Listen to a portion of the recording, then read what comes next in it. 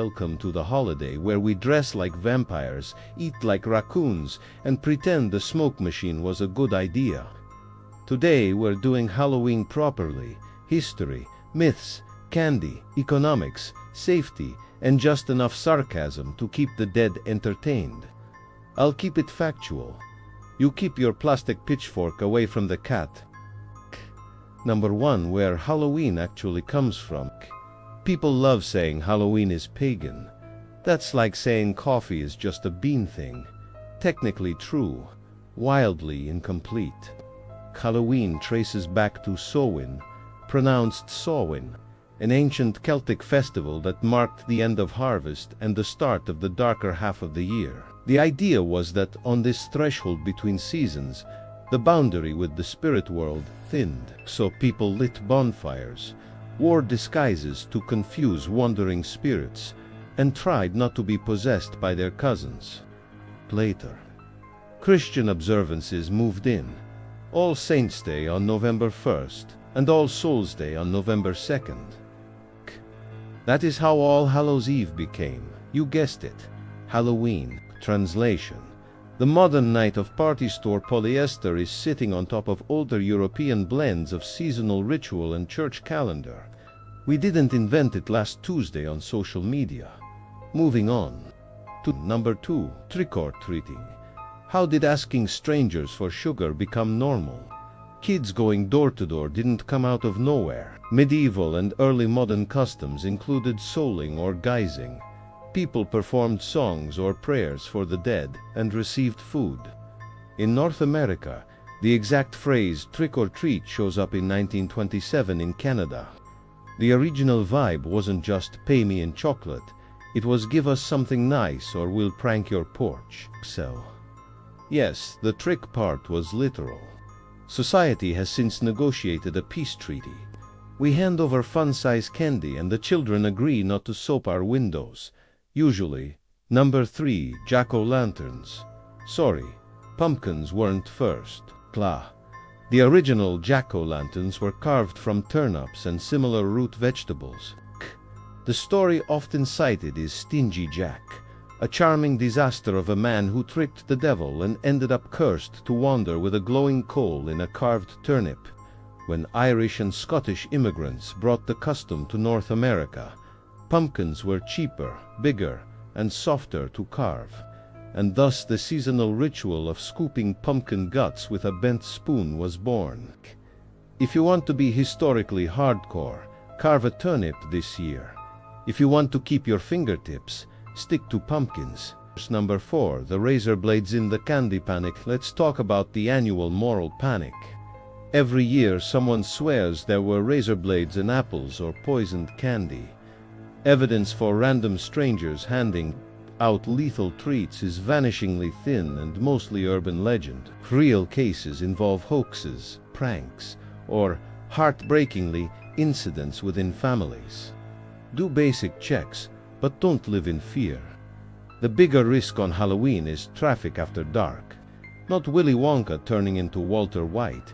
Number 5, safety that's actually useful. Visibility beats vibes. Reflective tape, small flashlights, or glow sticks. Your costume can be moody and still visible. Masks versus makeup. Kit. If a mask destroys peripheral vision, swap for face paint. Route check. Cross at corners. Not in the middle of the street because your skeleton onesie gave you false confidence. Allergies. Consider having a separate bowl of non-food treats. A teal pumpkin signals you're allergy-friendly.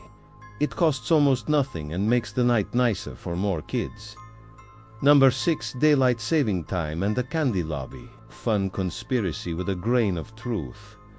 The US moved the end of daylight saving time to the first Sunday in November starting in 2007. That puts more daylight on Halloween evening most years. The official reason was energy policy. The unofficial folklore says candy makers pushed for it. Documentation shows the industry did lobby for longer daylight around Halloween back in the 1980s, including leaving candy pumpkins on senators' seats during hearings. Did they single-handedly move the clocks? No. Did they try? Also, yes. Insert your own joke about corporate influence and tiny marshmallow ghosts. Number 7. Is not Dia de los Muertos just Halloween, but bilingual? No. Please don't. Dia de los Muertos is a Mexican and Mexican diaspora celebration on November 1st to 2nd that honors deceased loved ones with ofrendas altars, marigolds, food, music, and remembrance. It's joyful, familial, and sacred. Halloween is costumed mischief on October 31st. They can sit next to each other on the calendar, but they are not the same party. If you borrow aesthetics like Katrina makeup, treat them with respect. Culture is not a costume, it's someone's grandmother. Number 8. The economics of spook season. Halloween isn't just cobwebs and vibes. It's a retail blitz. Service this year project a record spend in the US. Costumes, candy, decor, haunted attractions, pet costumes that pets resent. Yes, the numbers keep climbing, and yes, part of that is inflation. Also, people just like an excuse to be weird in public. It's community theater with sugar. Budget tip: buy decor on November 1st. Your bank account will feel less haunted. Number 9. 5 quick myths to stop repeating. Witches were burned at Salem. Historically, most accused witches in Salem were hanged, not burned. Save the flame imagery for your cinnamon candle. Black cats are adopted less in October. Mixed data. Some shelters restrict adoptions around Halloween to avoid pranks. Others find no drop in adoption rates when screening is standard. Treat animals like beings, not props. Candy corn was invented by dentists. Not quite. It dates to the 1880s as chicken feed. You're allowed to hate it anyway. Full moons are common on Halloween, rare. The moon cycles aren't here for your aesthetic. Ghosts hate LEDs. This one is mine. No evidence. But if your porch light flickers, maybe change the bulb before you call a priest.